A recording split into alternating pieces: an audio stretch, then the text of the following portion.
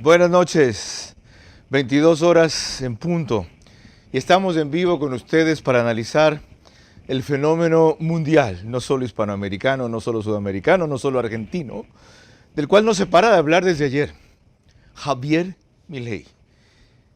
La magnitud de su victoria, su actitud apenas ganó, lo que ya ha comenzado a hacer hoy día, la reacción de masa, el desistir de la dolarización, la reacción de medio mundo felicitándolo con la parquedad del presidente de Brasil y la oposición del presidente de Colombia, el festejo del presidente de El Salvador y Elon Musk, que dijo que la prosperidad se viene para la Argentina.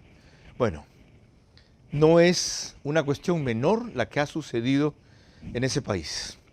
Hoy la vamos a examinar con dos de nuestros analistas que estuvieron acá la ocasión anterior, tras la primera vuelta, Annie Viscotti y Juan Manuel Lombardero.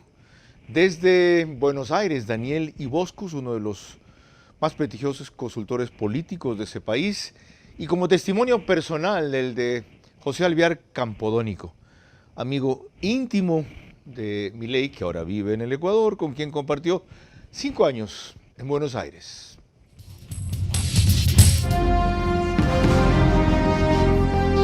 Este es Vera a su manera.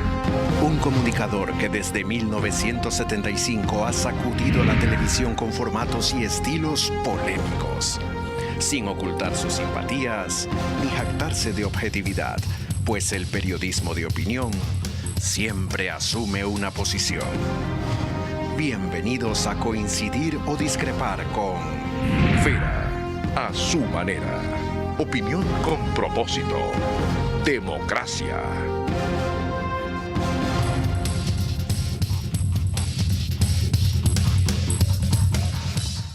Aquí seguimos, 22 horas, 2 minutos. Espero que no les moleste mi facha playera. De vez en cuando tengo derecho a no tener corbata y terno, más aún si ellos vienen también en facha informal y son la mitad de jóvenes que yo y un poco más. Pueden ser mis hijos, son menores que mis hijos mayores, por si acaso. Bueno, nos pueden seguir por Facebook y YouTube, de Vera a su manera. Estamos en Extreme TV Cable, canal 15 de Vito TV o 709 de alta definición.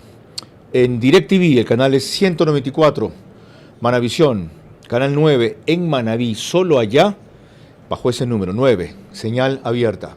En estas dos cableras, que son las mayores del país, y en todas las demás, estamos gracias a RTU, DirecTV 177, CNT 12, TV Cable 69, Claro TV 30, Cablevisión 09.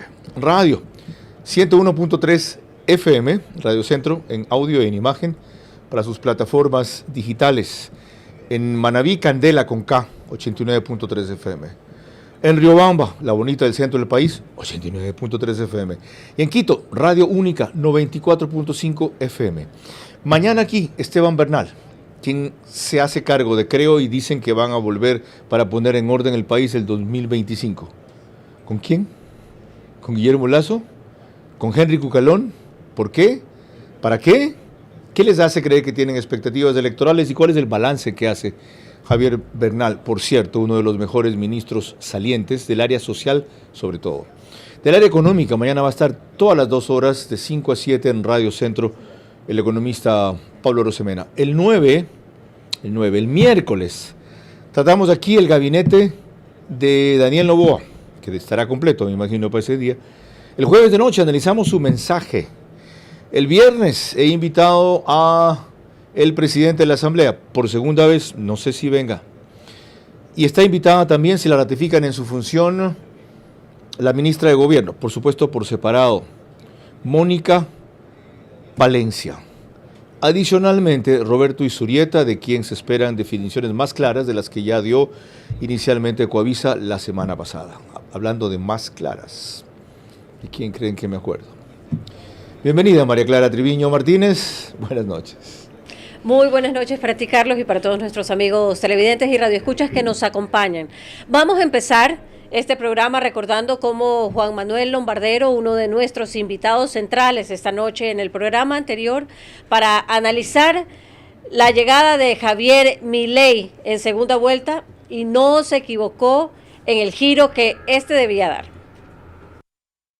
¿Cómo va a ser o qué va a hacer Javier Milei desde ahora hasta noviembre en relación con si él radicaliza puede consolidar, pero si se suaviza puede llegar a perder? El eje de su discurso es la casta. Después podemos hablar de un montón de situaciones que él plantea como posible gobierno. ¿Y desiste de eso? Pero desiste automáticamente de hablar de la casta, sabiendo que tiene que conseguir más votos porque tiene que llegar a cerca del 50% o al 50% para poder ganar en noviembre. Es decir, a tu juicio, en principio, con ese discurso no atrae lo que necesita de los otros. Es un desafío, yo creo que se va a tener que moderar y va a tener que ir a buscar al voto de Bullrich, al voto duro del PRO. Se moderó, en efecto, hizo eso y ganó. Bienvenido, Juan Manuel Lombardero. Buenas noches. Creo que el efecto Macri-Bullrich en la elección termina consolidando a Milei como el gran ganador. Creo que Macri termina levantando su performance electoral respecto de lo que habíamos planteado, lo que entendíamos que eran errores políticos que lo habían llevado a destruir Juntos por el Cambio por dentro. Él termina eligiendo al candidato ganador y termina de alguna manera, por lo que hoy se sabe, marcándole la cancha en algunos aspectos de lo que puede llegar a ser la clave de la gobernabilidad. Es decir, la forma desinteresada, rápida, no fue esa misma noche, pero sí fue a los 2 días en que se adhirieron los dos a Milei, que él calificó ayer de grandeza, el abrazo que se dio con Bullrich, el hecho de que mencionó que ambos se habían perdonado, etcétera, fue determinante. Creo que sí, y creo que Macri les dijo a los de su coalición o su ex coalición Juntos por el Cambio, los votos son míos, no son de ustedes. Ok, veamos lo que nos dijo nuestra otra invitada, María Clara.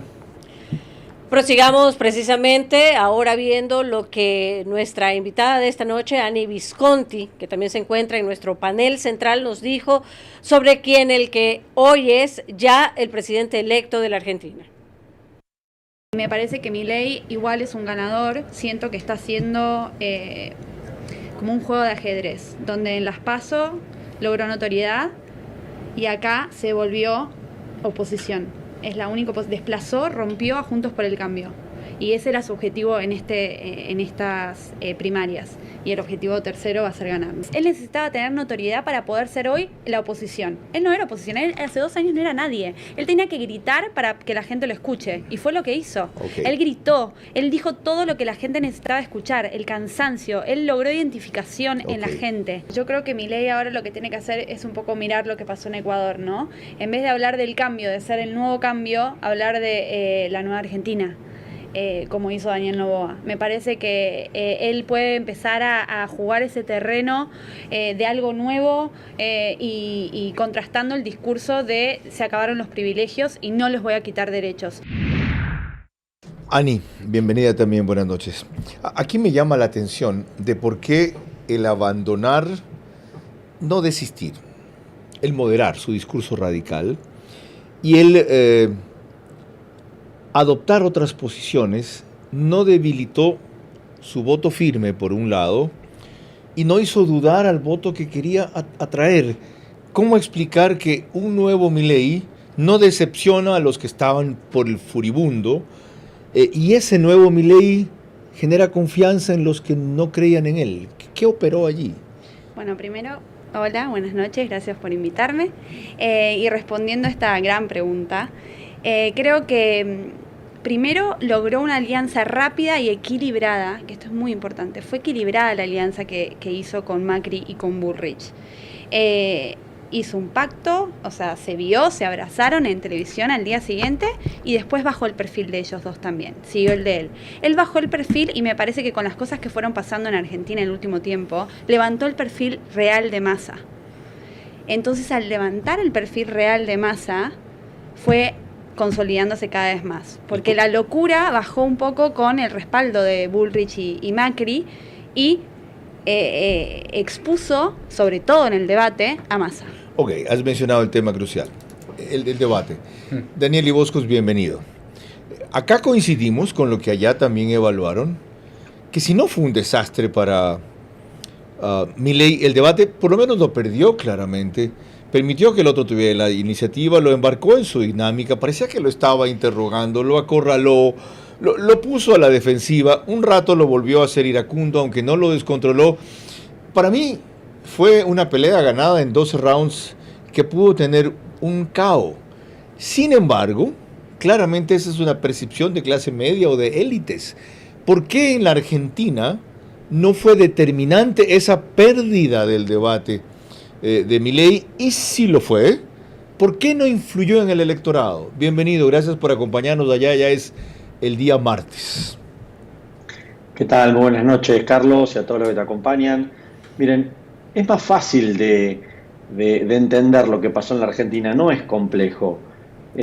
Claramente Massa fue un gran triunfador de ese debate, pero esto es simple. Milei, con una mala campaña, con un salvataje a tiempo de Mauricio Macri y una parte de su fuerza electoral, primero logró que Milei no entrara en desesperación y desorientación. Las 48 horas posteriores al 22 de octubre, la primera vuelta, fueron desastrosas para Milei. El comentario general era hasta que se bajaba de la elección. Pero cuando uno empieza a profundizar el acuerdo con Macri, lo primero que le piden y hacen con Javier Milei no es que se modere, directamente es que se calle la boca. Lo encierran en un hotel, en el Hotel Libertador, no sale durante 7-8 días, lo tienen ni entrevistas, ni actos públicos, ni caravanas, ni actividades proselitistas. Y el otro punto más interesante es, frenaron la pelota y analizaron el escenario. Dijeron, enfrente hay un gobierno que tiene un 80% de rechazo y un candidato que por más que la reme, gane un debate, haga la mejor campaña del mundo, con los recursos y con la estructura, no le va a dar nunca para el 50+1, porque el techo del kirchnerismo está abajo de los 50 puntos. Con lo cual creo que lo estratégico que sí le aportó Mauricio Macri y una parte del PRO y esa coalición a Javier Milei es tranquilidad, esconderlo, que no se enoje y decir, enfrente vamos a ganar porque el voto en contra va a ser muy superior al voto que vamos a tener a favor. Okay. Entonces el piso de Milei fue siempre igual, en las PASO 30 puntos, en la primera vuelta 30 puntos, y después desequilibra el acuerdo con Macri y la escena de balotaje, una escena de balotaje que enfrente estaba Massa con Cristina Kirchner, Alberto Fernández, 150% de inflación, una economía que se cae a pedazos, una sociedad enojada, frustrada, una política que podríamos decir el fracaso de la política es producto de lo bueno que hizo Milei, que fue capitalizar esa bronca, esa frustración y ganarle al miedo, porque el otro gran problema de la campaña de Massa fue que funcionó una campaña del miedo para el 22 de octubre, pero después ya se conocía el chiste, ya se sabía.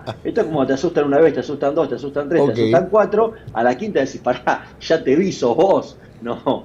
Y claramente la sociedad argentina miró el presente más que el futuro. Siguiente se explica pregunta. El resultado de Javier Milei. Siguiente pregunta. Si es así, ¿por qué no se vio reflejado casi en ninguna de las encuestadoras? Me he pasado revisando lo que decían hasta 24 o 48 horas antes, y cuando más daban un empate técnico para uno u otro lado, es decir, 2 o 3 puntos de la victoria de uno u otro. No saben medir, están compradas, no han actualizado su tecnología. El electorado les miente porque no les cree todo al mismo tiempo. ¿Qué es? Porque el desconcierto viene de que las encuestas sostenían que se había recuperado Massa, que la cosa estaba igual y que a última hora inclusive le podía ganar. Mira, Carlos, lo que es cierto, y con total confianza, y vos sabés que yo no me dedico a hacer encuestas. Sí. En Argentina las encuestas no se equivocaron. Por varios factores te lo voy a decir. El primero es que Massa gana el 22 de octubre con un aluvión fuerte de diferencias. Pensaban que Milei podía ganar en primera vuelta y termina Massa a 3 puntos de ganar en primera vuelta, le faltaron. Ahora, tengamos en cuenta que las encuestas que se publican, que son las que uno pone con seriedad y se hace responsable, en las PASO, en la primera vuelta, son 15 días antes de la elección. En el balotaje fueron 7 días antes de la elección. Y los indecisos, que rondaron entre los 10 y los 12%, terminan de definir su voto en las últimas 72 horas. El desequilibrio central de la elección, hubo una incertidumbre muy muy grande en la Argentina, entre los que no querían entrar a la locura de Milei, pero detestaban al kirchnerismo y a Massa. Entonces, es relativo. Bien, nosotros cerramos encuesta, la que publicamos una semana antes de la elección, con 4 puntos arriba Javier Milei y con 12 puntos de indecisos. Con lo cual, y la gran mayoría, prácticamente todas las encuestas daban, como decís vos, Carlos, un margen mucho más chico del 10%, pero entre el 3, el 4, el 5, el 6% de diferencia a Milei. ¿Cuál era la otra duda que decían que podía haber más voto en blanco? El voto en blanco fue el 1,5%, inexistente. Y el segundo tema, que la gente no iba a ir a votar porque había un fin de semana largo, un fin de semana puente, como le dicen ustedes. Y la verdad es que prácticamente hubo récord de votación y se votó igual o más que en las elecciones anteriores. Con lo cual, varios mitos, análisis y puestas en escena que después nunca se terminaron de cumplir. Pero las encuestas que había acá en Argentina, absolutamente todas, le daban ventaja a Javier Milei, por un margen más estrecho. Y recordemos, las que se publican en el balotaje fueron hasta una semana antes, con 12% de indecisos. La otra, tras sus intervenciones de ayer, una ponderada de estadista al aceptar los resultados y agradecer, otra en el balcón o en la calle mucho más eufórica, y algunas señales dadas hoy, los mercados de paso han reaccionado favorablemente la mayoría. Quedó claro que va a eliminar 11 ministerios, si son ciertos los datos que nos llegaron, que va a privatizar, por ejemplo, la televisión pública, la radio pública, YPF, entre otras empresas, pero que va a desistir de la dolarización, o por lo menos la saca de su agenda. ¿Hacia qué tipo de gobierno va Milei, Daniel? Bueno, yo creo que él lo está meditando internamente. Él tiene en claro 4 o 5 cosas en las cuales quiere concentrar su gobierno, que tiene que ver con el recorte del gasto público, con la eliminación, digamos, de tenencias de empresas públicas, cuando él lo ha dicho permanentemente que el privado las va a administrar mejor y que esa no sería la función del Estado. Ya aclaró que los subsidios no los va a poder eliminar, que van a continuar, como vos bien decías, lo de la dolarización. ¿Pero por qué? Porque también después está la realpolitik, ¿no? Una cosa es la campaña y otra cosa es gobernar. Milei hoy, el gran aporte que le hace Macri tiene que ver con la gobernabilidad, con la posibilidad de construir consensos, de construir poder, de equilibrar al kirchnerismo, y creo que eso es un valor fundamental. Después lo de los ministerios sí, porque eso ya parte de la organización del Estado. No, él aclaró que no a los empleados públicos ni a los que trabajan como empleados públicos, sí el gasto político, y creo que su gobierno va a ir trabajando en el día a día, porque también es una persona que no conoce el funcionamiento del Estado, que el aporte que ahora le va a dar el PRO le va a servir para tomar determinado contorno, no tiene los equipos para los principales lugares, y eso lo va a ir formando. Creo que es clave para analizar hacia el futuro el día a día del gobierno de Milei. Ya no es esperamos los primeros 100 días o esperamos un año. Milei depende de Milei. Si el gobierno funciona, Milei puede fortalecerse rápidamente y tener un liderazgo mucho más grande que ese 30% inicial. El problema que puede tener Milei es si empieza a tener, digamos, tropiezos continuos, ¿no? Porque al igual que en los países que tu crecimiento electoral se da a partir de un balotaje, porque recordemos, Milei en la Argentina sigue siendo 30%, no nos tenemos que engañar. Sí. Milei sube del 30% al 55% solamente porque enfrente estaba el kirchnerismo y no había otra alternativa. Entonces, ese 25% lo puede dilapidar muy rápido. Pareció lo que le pasó a Lasso en el Ecuador. Correcto. Recordemos que Lasso sacó 19% y después se fue al 53%. Sí. Ahora, cuando se empieza a pelear con sus aliados, cuando el gobierno, en vez de ser un gobierno del encuentro, fue un gobierno del desencuentro, rápidamente tuvo que llamar a muerte cruzada y elecciones, ¿no? Entonces, creo que Javier Milei tiene una oportunidad muy grande. Lo que no debe hacer es dilapidar poder político, sino tiene que construir poder político, porque no lo tiene. Lo tienes muy claro. Y qué bueno que estar tan cercano a nuestra realidad. Gracias, Daniel Iboscus. La próxima que vengas nos avisas con tiempo para tener una comparecencia mucho más larga en el set. La primera plana de la prensa ayer en Argentina fue esta. La Gaceta dice: Milei aplasta al peronismo y avisa, los cambios serán drásticos. El cronista destaca: Milei arrasó, se impuso con 55% y desata un cambio de ciclo político. El día Milei presidente. Democracia, Milei presidente, comienza el fin de la decadencia argentina, afirmó La Nación. Milei presidente arrasó por 11 puntos y prometió cambios drásticos. Clarín: Milei arrasó en un balotaje histórico y Massa decide si abandona ya el gobierno. Sigamos, María Clara. Y lo hacemos recordando los aspectos más sobresalientes de la trayectoria fulgurante de Javier Milei, según lo recoge una breve semblanza de France Press. Soy el león, rugió la bestia en medio de la avenida, corrió la casta, sin entender. El economista ultraliberal Javier Milei se dio a conocer gracias a la vehemencia de sus diatribas económicas y declaraciones en contra de lo que califica de casta política parasitaria y ladrona. Casi un recién llegado a la política, el domingo rompió el molde del bipartidismo argentino y logró alcanzar la presidencia con sus promesas de dolarización, de dinamitar el Banco Central, reducir el tamaño del Estado y recortar el gasto público. Estudió economía en la Universidad de Belgrano e hizo 2 posgrados en instituciones locales. Se hizo conocido en programas de televisión en 2015, participando en furibundas tertulias económicas. Su discurso también se lleva por delante la agenda de derechos progresista.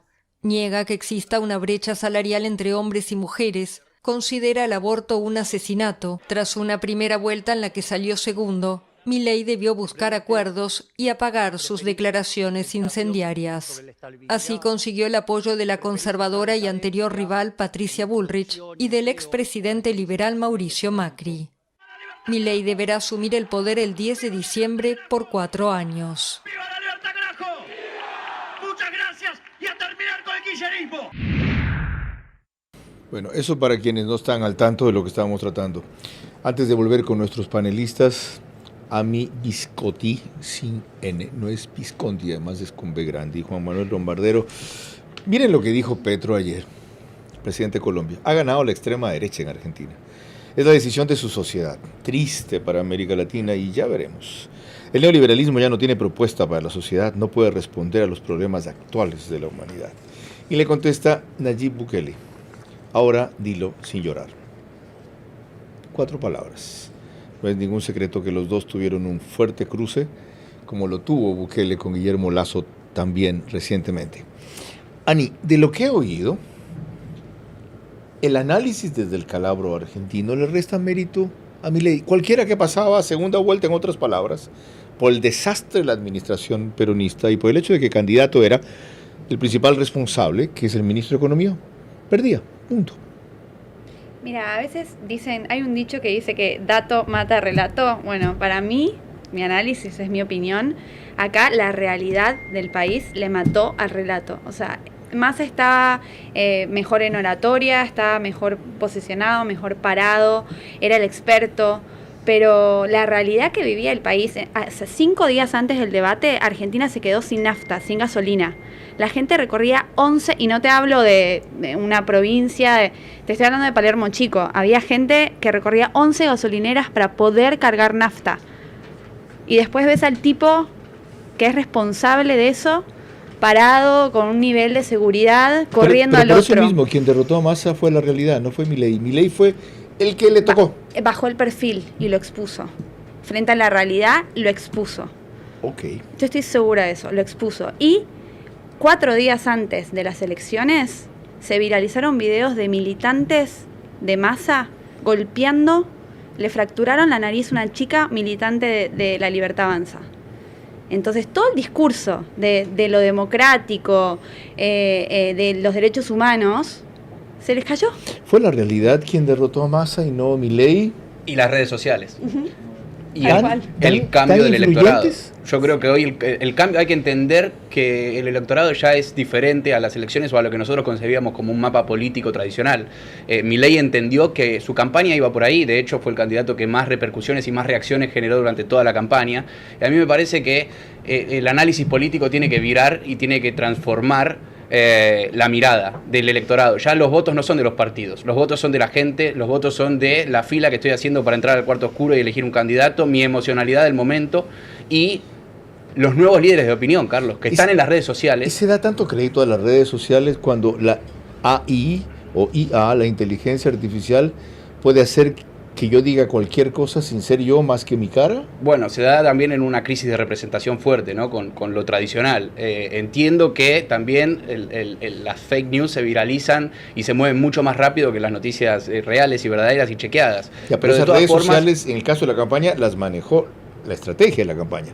Exacto. O sea, significa que realmente, si atendíamos a lo que más dijo Daniel Boscos, lo que triunfó fue el estratega de la campaña, el manejo comunicacional que hicieron en la segunda vuelta, pasando por encerrarlo 8 días, bajarle el perfil, que se calle un rato, no habla, que se serene, que entiende. Pero, ¿quién fue el estratega de esta cuestión? quien estuvo detrás, bueno, Karina Milei, su hermana, es una gran articuladora de todos los que rodearon a Milei, ¿no? Y bueno, él agradece a Caputo, que es como el cerebro detrás de la figura de Milei. El único Caputo que yo recuerdo es Dante Caputo, que fue ex canciller de la Argentina. ¿A qué Caputo se refería? Hay algunos Caputos, también hubo otro que creo que fue ministro de Macri, ¿no? Luis Toto Caputo, que podría llegar a ser ministro de Milei. Este Caputo también ha sido allegado de Macri y es como, está bastante escondido. No le gusta para nada aparecer en ningún lado, pero ha sido el gran gestor. Pero la hermana de Milei fue la arquitecta, digamos. Bueno, me quedan muchas más preguntas, pero tenemos que cumplir con algunos compromisos, María Clara. Cuando regresemos veremos parte del discurso de Sergio Massa reconociendo su derrota, incluso antes de que se conocieran las cifras oficiales. Y vía Zoom nos acompaña José Alvear Campodónico, amigo personal de Milei, que compartió 5 años con él en Argentina. La irrupción de Javier Milei en la presidencia capitaliza su hartazgo con el sistema y el de la mayoría con el peronismo. Perdurar dependerá de aliviar enseguida lo urgente mientras camina hacia lo importante. Vera a su manera, crítico e independiente. El país no aguanta más, ni estamos para aguantar a nadie más que venga aquí con odio, revancha, demagogia, venganza, en vez de propuestas prácticas para después de año y medio simplemente estar un poco mejor. Y de allí seguramente pensar en 4 que nos permitan despegar. Les recuerdo que el reprise del programa es por OnePlus, W-U-A-N, OnePlus, Canal 14. El mismo número en las 3 cableras que lo reproducen, 14. Extreme TV Cables, CNT y Claro TV. Apenas concluye, lo sube el periódico digital Ecuador en Vivo a su portal de noticias y portada principal. Y en Estados Unidos transmite simultáneamente para su gran red de suscriptores Macro Digital. Antes de seguir con lo que estaba previsto en el libreto, estábamos conversando algo apasionante aquí. Decías tú, Juan, que el kirchnerismo sacó todo su aparato y ni aún así derrotaron a Milei. ¿Qué es todo su aparato? Medios públicos, periodistas, líderes de opinión, actores y actrices, directores de cine, madres y abuelas de Plaza de Mayo, organismos de derechos humanos, colectivo LGBT. Todo. Es una serie de organismos o de voces importantes de la política argentina y en la construcción de consensos en democracia, que decían, vuelve Milei y vuelve la dictadura. Entonces, digamos, por eso digo, Y a pesar de eso ganó. Sí. Por eso digo, para mí hay un triunfo muy fuerte, es la revolución de los teléfonos celulares contra el aparato estatal. Sí. ¿Cuál es tu explicación de ese fenómeno? La realidad. La gente no le alcanza la plata, a la gente no podía conseguir gasolina, veían a gente golpear. O sea, es el relato versus la realidad. ¿Tú me hablaste de un par de incidentes en redes sociales? Sí. Hubo mucha gente. ¿Qué hubo 4, me dijiste? Pero sí, hay 2 que te 4. impresionaron, por ejemplo. Sí, uno de una chica que era militante de Milei, que en la calle repartiendo panfletos o volantes, como dicen allá, la golpearon, le fracturaron la nariz, se la veía en la calle tirada, ensangrentada. Entonces, que un partido que defiende la democracia y defiende los derechos humanos, de golpe veas esta contracara y no veas al líder bajar la guardia y decir esto no lo avalo. Ok, no hay nada más para esto decir. es muy importante porque significa que la Argentina no votó por un modelo liberal, neoliberal, libertario, no, que rechazó un sistema o una opción empobrecedora por un lado, ¿verdad?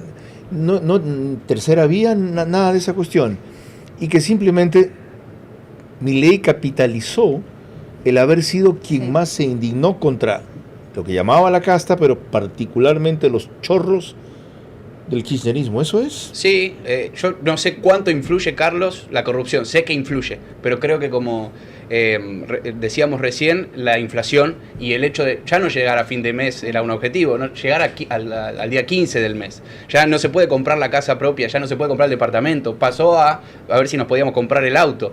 Y ahora es quién se compra la moto. Esa es la realidad argentina. Pensá que Milei, que Massa es ministro hace 1 año y medio. Cuando él asumió, el dólar estaba a 2.90. Hoy está 1.000. 1 año y medio. Ok. La inflación al 70%, hoy al 140%. Y aquí me viene una pregunta.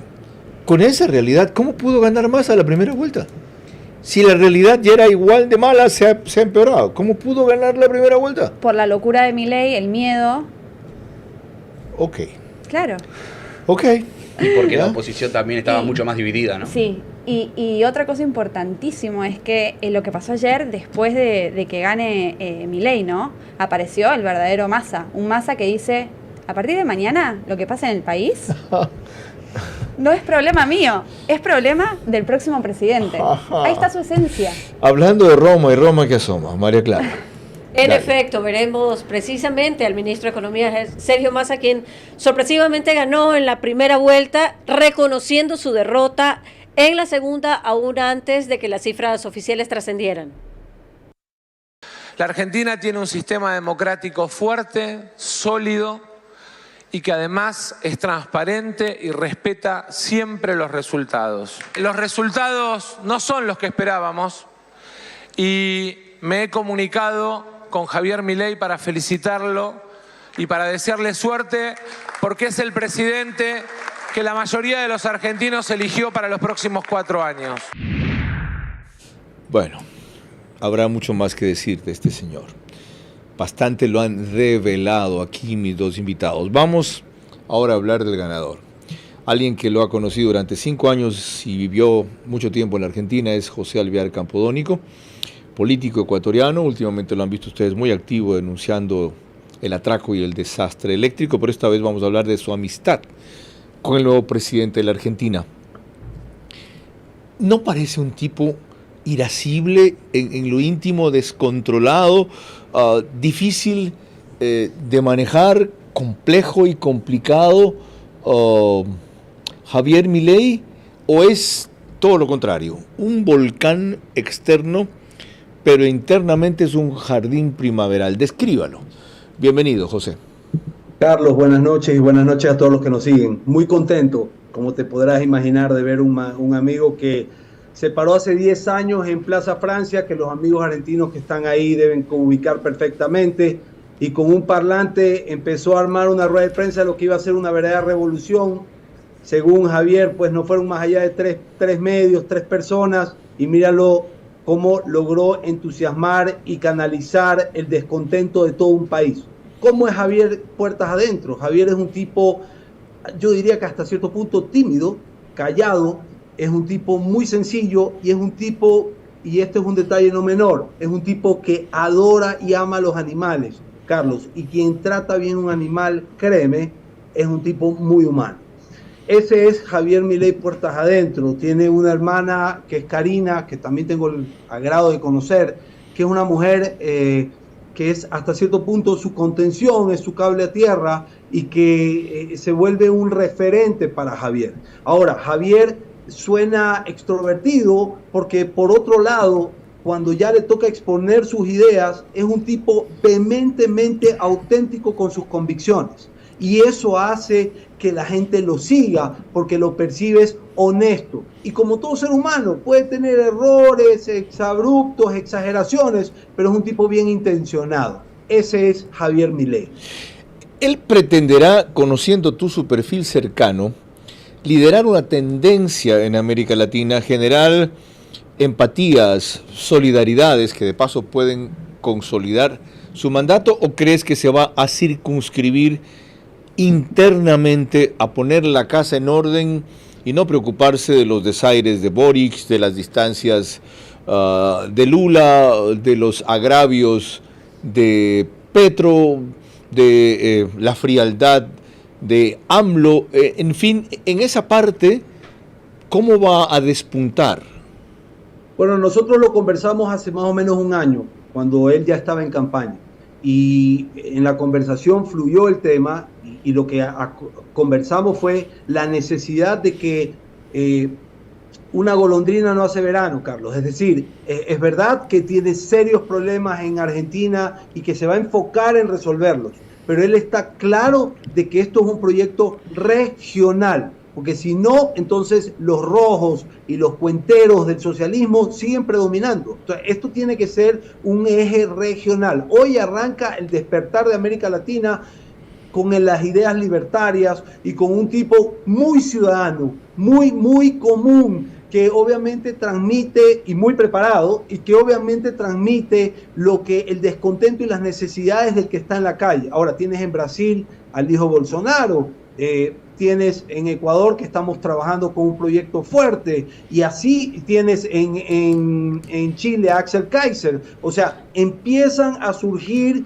estas semillas que deben ir trabajando regionalmente, porque el tema y la tendencia del libertarismo no es una campaña electoral, no es un producto de marketing, es un estilo de vida, y obviamente es la fórmula que nos llevará a una prosperidad no solamente económica, sino en lo moral. Qué bueno que lo entienda así, que vea o que se vea como el promotor de una renovación, de un eje de libertades, diría yo, más que libertario, para consolidar el proceso dentro y fuera, porque si no lo ve así, los otros ya lo han empezado a ver así, y ahora la consigna del socialismo del siglo XXI, del Grupo de Pueblo en América Latina, que fue derrotado allí, es hacer que Milei fracase, no importa el costo para el pueblo argentino. Lo último, ya en lo personal, Milei es ordenado, es desconfiado, es metódico. ¿Cómo trabaja?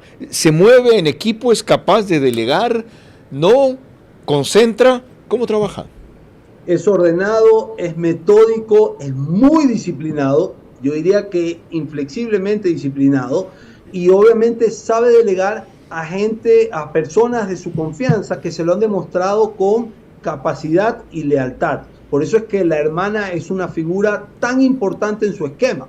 Él es un tipo que entiende lo que es el trabajar en equipo, que entiende lo que es saber delegar. Lo que obviamente no cae en el error de dejarse, como decimos acá en Ecuador, Carlos, comer al cuento. Entonces, él va a trabajar con un equipo de gente que realmente la sepa capaz y alineada con su forma y visión de modelo de Estado, de ese poco Estado que todos sabemos y que hemos coincidido con Javier, debe ser más que intervencionista, supervisor.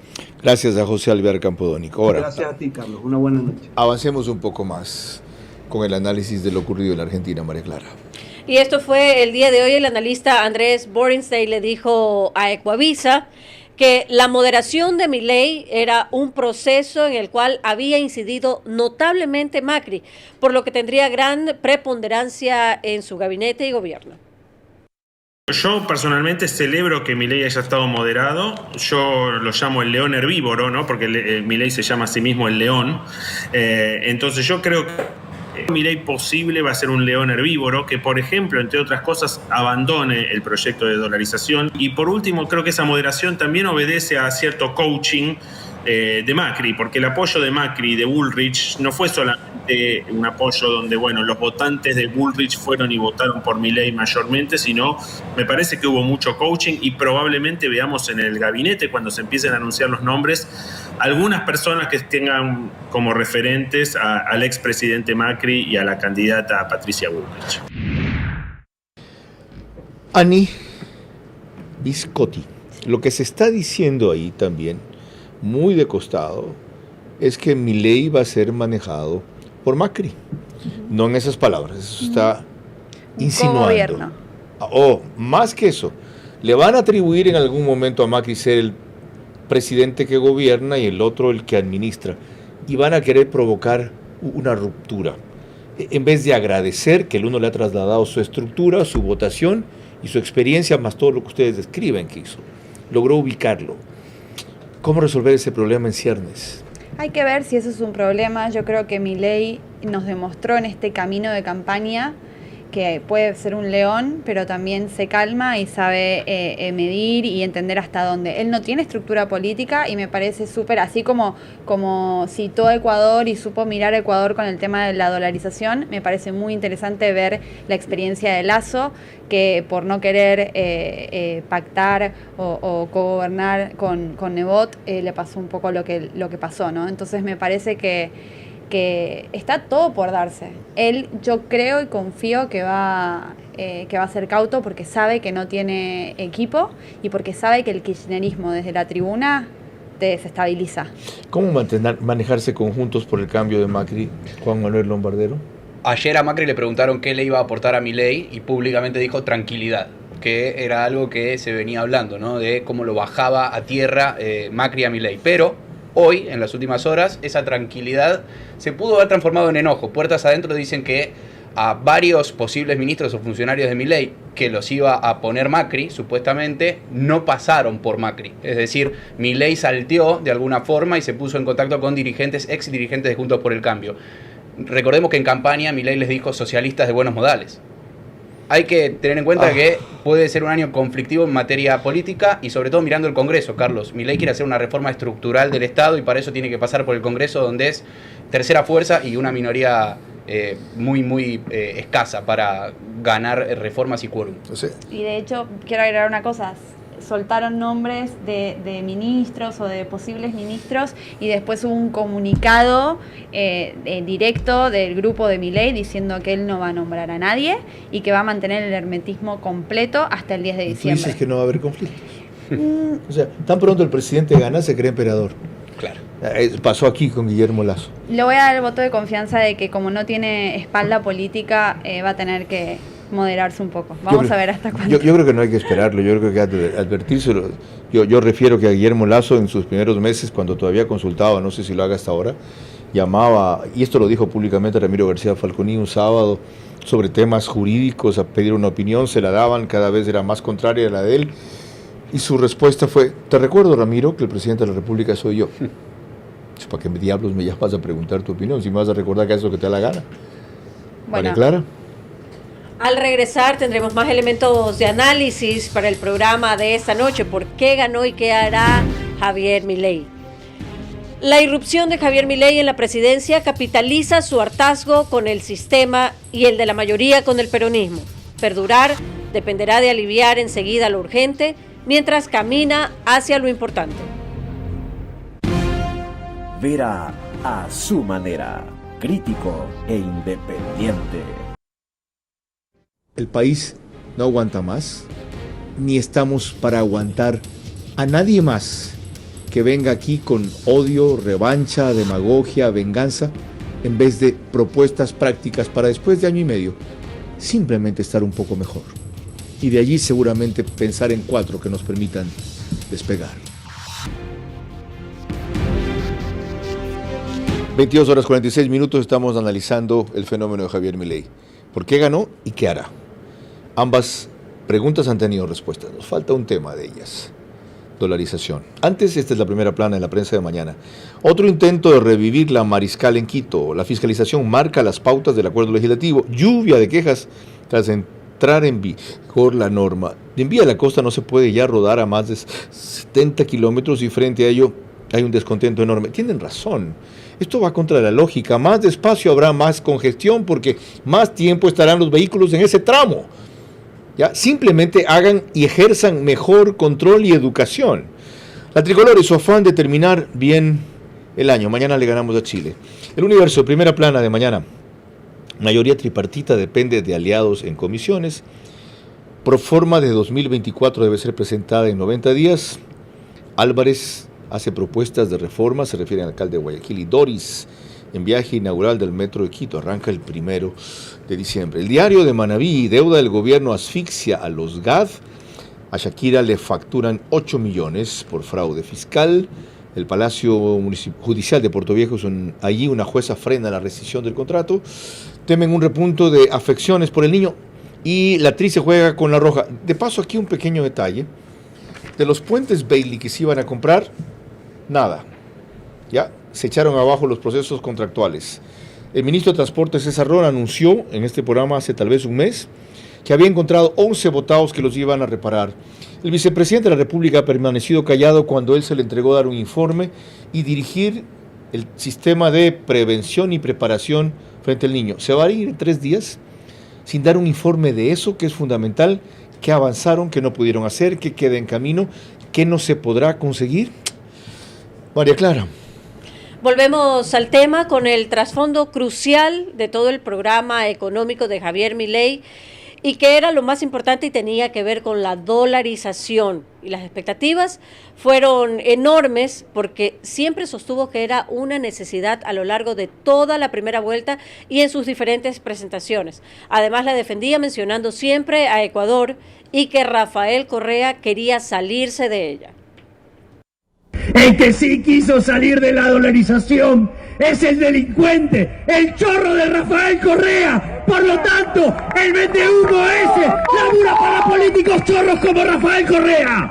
¡Churro, hijo de puta! ¡Comunista de mierda! Algunas cosas.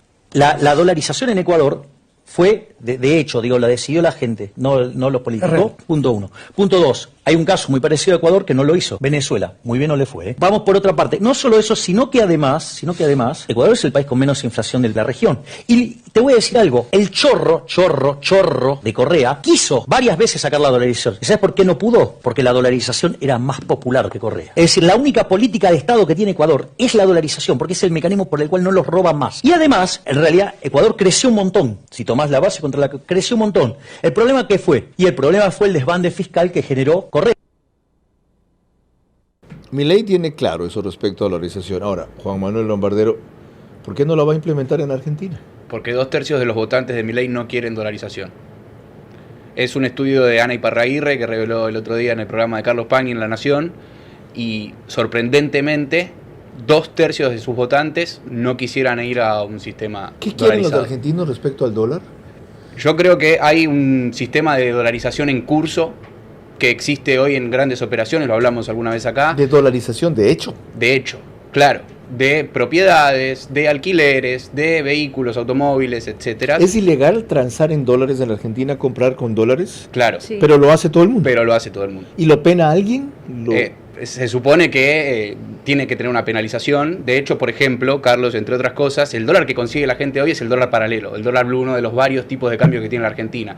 Massa, que estuvo haciendo durante toda esta campaña, hacer operativos en las cuevas donde se vende dólar para detener y llevarse presos, o por lo menos demorados, a quienes operan dólar por fuera del sistema financiero. Ani Biscotti. Verás la lentitud con que pronuncio tu apellido para decirlo bien. Gracias. ¿Es un error desistir de la dolarización en el caso de Milei entonces? Fue el gran lema con el que él se hizo conocido en una situación económica complicada en Argentina.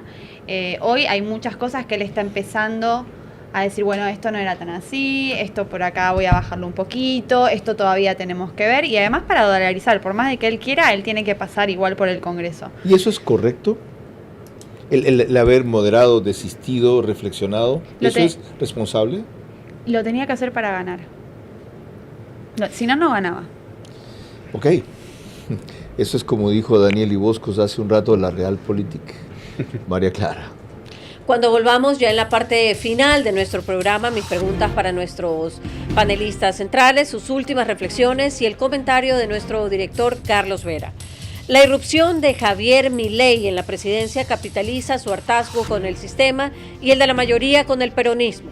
Perdurar dependerá de aliviar enseguida lo urgente mientras camina hacia lo importante. Vera a su manera, crítico e independiente.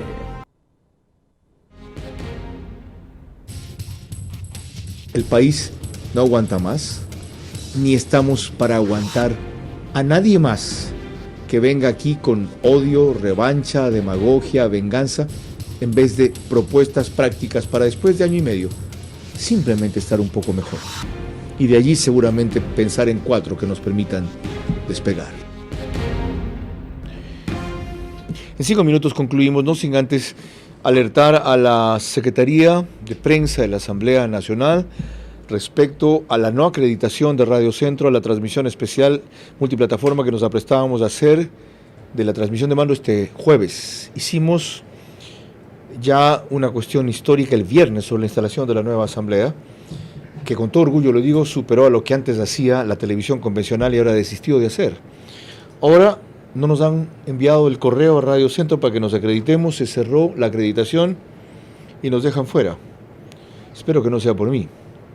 Así de importante no soy. Y si es por mí, desisto de estar en el programa, pero acrediten a la radio. No me gustan estas cosas y me generan una enorme sospecha. De paso, de los méritos que ha tenido el presidente Lasso, muy pocos, es su respeto a la libertad de expresión. Creo que ha sido un demócrata y creo que ha sido un tipo honesto. De sus defectos, errores, vacíos, olvidos, contradicciones y arrogancias he hablado bastante. María Clara. Gracias, Carlos. Ahora corresponden las preguntas para nuestros invitados centrales, recordándoles que deben de ser respondidas en términos de sí o no. Las primeras para Annie Viscotti. ¿Cree usted que Milei es el peor enemigo de sí mismo, sí o no? No. En ese mismo sentido, ¿cree usted que la peor enemiga de Milei es Cristina Fernández, sí o no? No. La tercera y última, ¿cree usted que la vicepresidenta Victoria Villarruel tendrá un rol decorativo en el gobierno de Milei, sí o no? No, definitivamente no. Muchísimas gracias. Ahora las preguntas para Juan Manuel Lombardero. La primera para usted. ¿Se arrepiente de haber votado en blanco como anunció que lo haría, sí o no? No. La segunda, ¿representa la irrupción de Milei una tercera vía en Argentina, sí o no? No.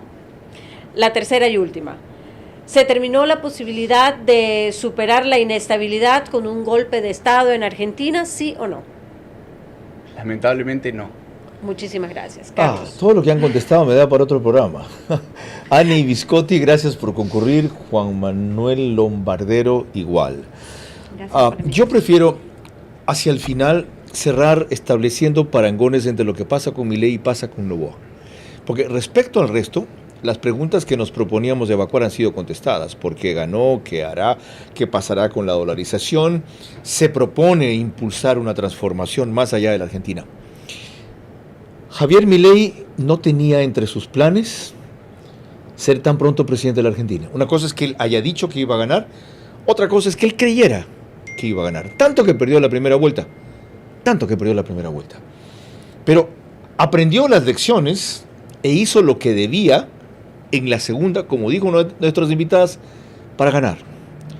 Ahora resta que aprenda las lecciones para gobernar y entienda que él no tiene estructura política, que armó un artefacto electoral, que tiene seguidores, que tiene simpatizantes, que carece de equipo, que le sobran problemas, pero que se ha conseguido un par de aliados con mucha experiencia que si sabe capitalizar lo pueden llevar a buen puerto.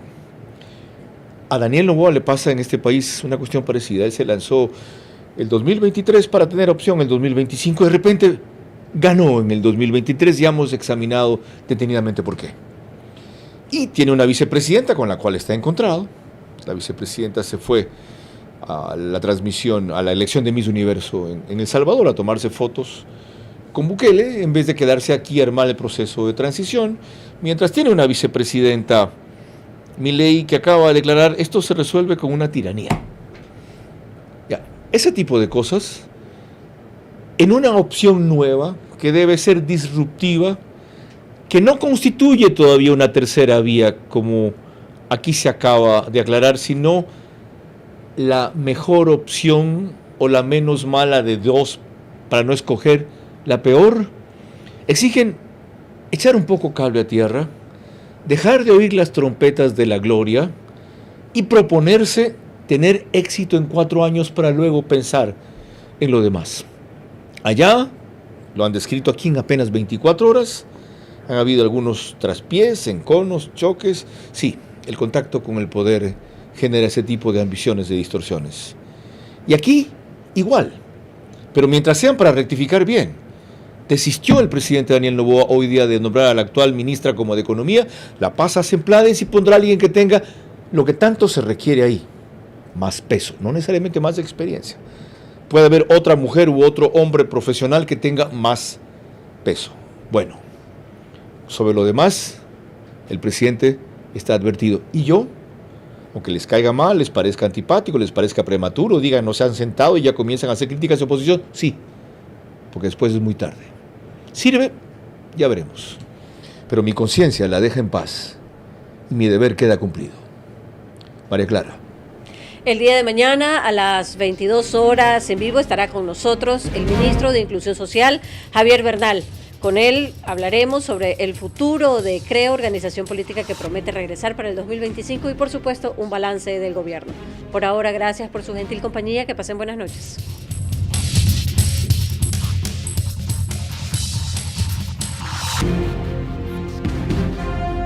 Vera, a su manera, llegó gracias al auspicio